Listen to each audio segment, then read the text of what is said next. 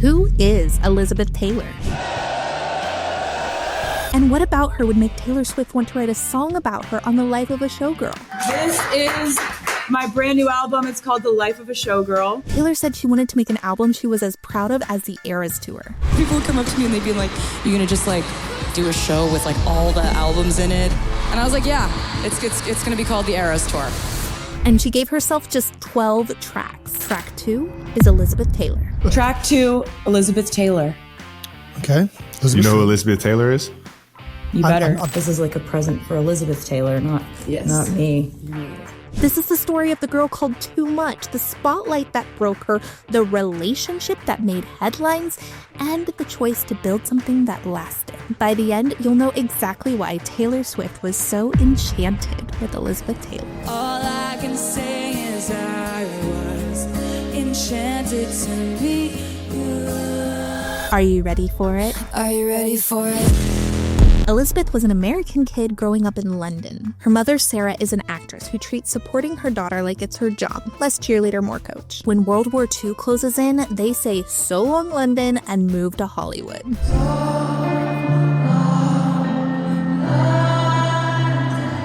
Chasing safety and opportunity at the same time, Sarah starts marching Elizabeth into auditions like she's performing The Smallest Man Who Ever Lived.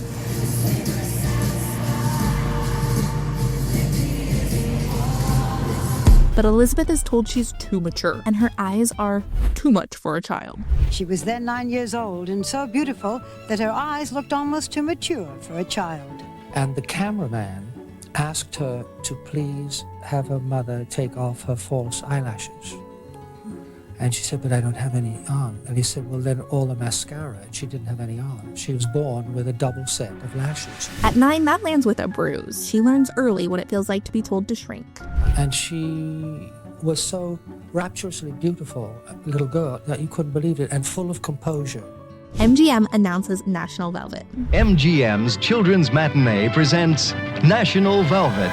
It is exactly the part Elizabeth has dreamed about. MGM says no. She's too short, too small, her voice is too deep for a child. So she trains 6 days a week on horseback until she rides like a competitor. She grows an inch thanks to a teenage growth spurt. She gets the role. National Velvet becomes a hit. She's a star at 12. She files away the lesson. Preparation beats permission. For a while she looks set, but staying on top is a different fight, and the clock is already ticking.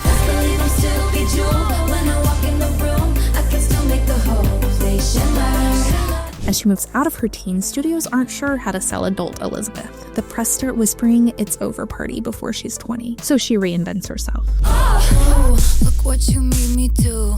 Look what you made me do. She takes serious roles to prove she's more than a child star. She chooses her craft over comfort, sits with coaches, and does the work. I know something make you feel cool and fresh.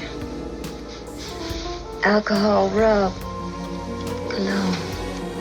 Off-screen life is happening fast. By 26, she's on her 3rd marriage. Then the phone rings. Her husband, producer Mike Todd, has died in a plane crash. The call drops her to the floor. The world goes quiet. She gets up anyway.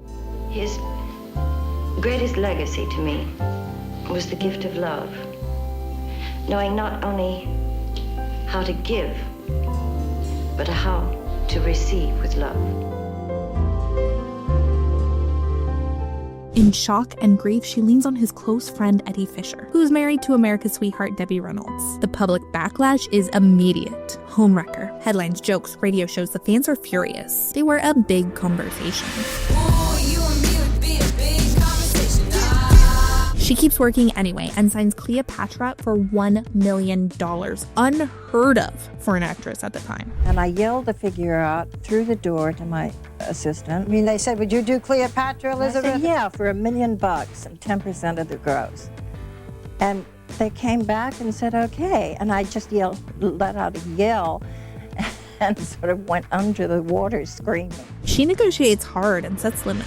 I'm so sick of them coming at me again.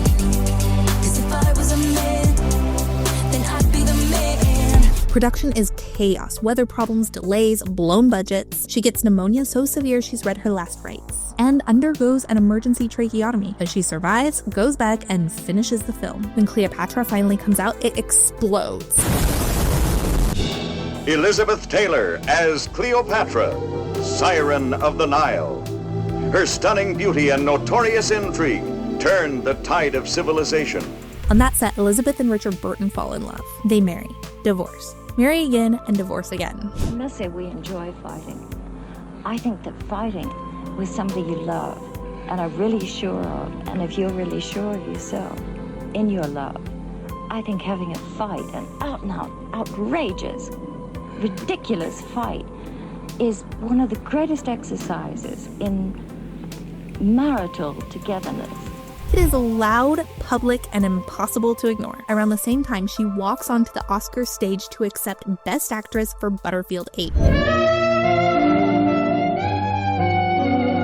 Only the bold and candid pen of John O'Hara can tell her story. Only Elizabeth Taylor can live it.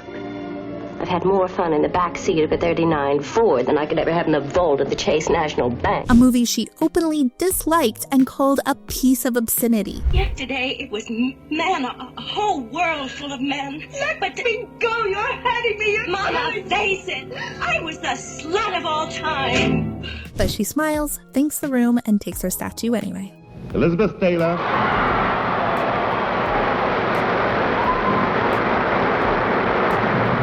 I guess all I can do is say thank you.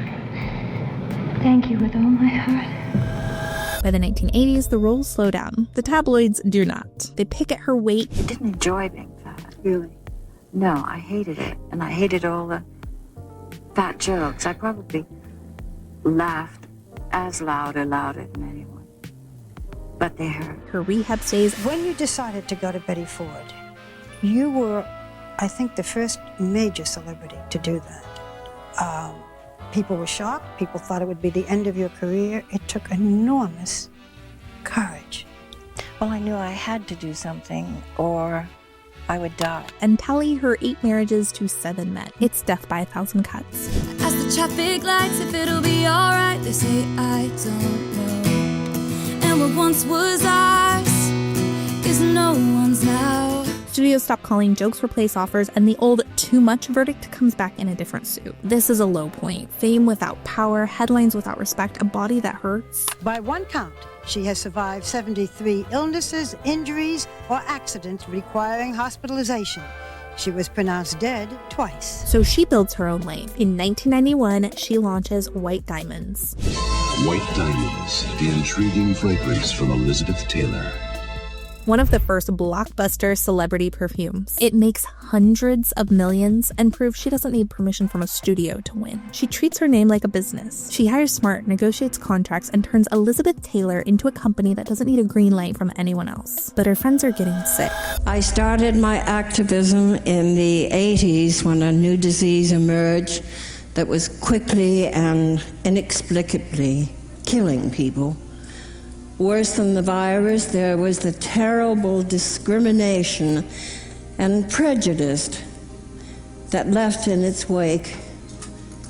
Suddenly it made gay people stopped being human beings. The word AIDS is whispered, avoided, and weaponized. Elizabeth, you have said that your career doesn't matter to you very much now, that your focus is AIDS. Elizabeth says it out loud and keeps saying it. She puts her fame to work. I use my fame now when I want to help a cause or do things for other people. She raises money, speaks on TV, visits hospitals, and helps push the issue mainstream. She starts the Elizabeth Taylor AIDS Foundation in 1991, keeping pressure on research, treatment, and dignity. One of the things that she wanted to do quietly was visit patients in a hospital. And I remember going to the hospital and somebody got a shot of it through a window. She was very mad about it at the time because she was concerned about protecting the identity of the patient. I do believe actually it was a good thing, just being photographed, touching people who had AIDS. The same intensity that once fed scandals now saves lives. She wasn't just a movie star whose life got loud. She was a woman who took every too much and made it count. First in her career, then for people who needed her courage, leaving us all rooting for the anti-hero. Must be exhausting, always rooting for the anti-hero. We've all had moments where we felt like a story was being told about us, but Elizabeth reminds us we can take control of that narrative. Take up the blank space. I got a blank space, baby,